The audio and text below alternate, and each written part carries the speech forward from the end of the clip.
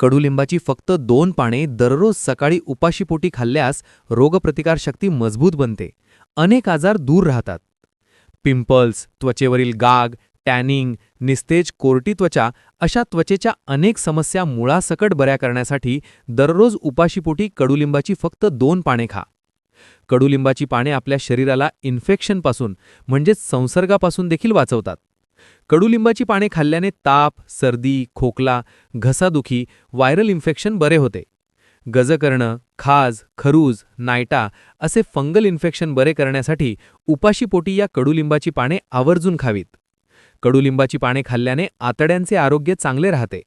रिकाम्या पोटी कडुलिंबाची पाने खाल्ल्याने यकृत निरोगी राहते. रोजच्या धकाधकीच्या जीवनात प्रत्येकजण ताणतणावाचे जीवन जगतो.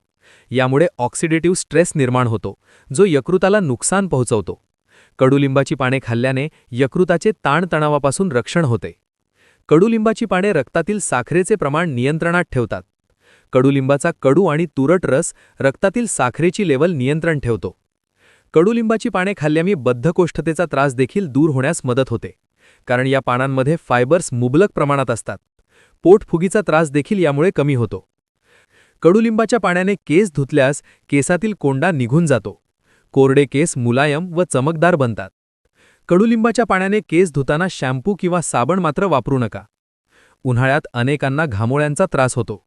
रक्तदाब सतत कमी जास्त होत असेल तर 1 चमचा बडीशोप व 1 वेलची 1 ग्लास पाण्यात उकळून हे पाणी गाळून प्यायल्याने रक्तदाब सामान्य होतो. दात पिवळे दिसायला लागले असतील, तोंडाचा वास येत असेल तर दररोज सकाळ संध्याकाळ पेरूचे 1 पान चावून खा. याने दातांचा पिवळेपणा जातो. शरीरावर चरबीची गाठ असेल तर आंबेहळद त्यावर नियमित लेप केल्याने हळूहळू ती कमी होते. मुका मार लागून रक्त साकळल्यास, सूज आल्यास आंबेहळदीची पेस्ट त्या ठिकाणी लावावी.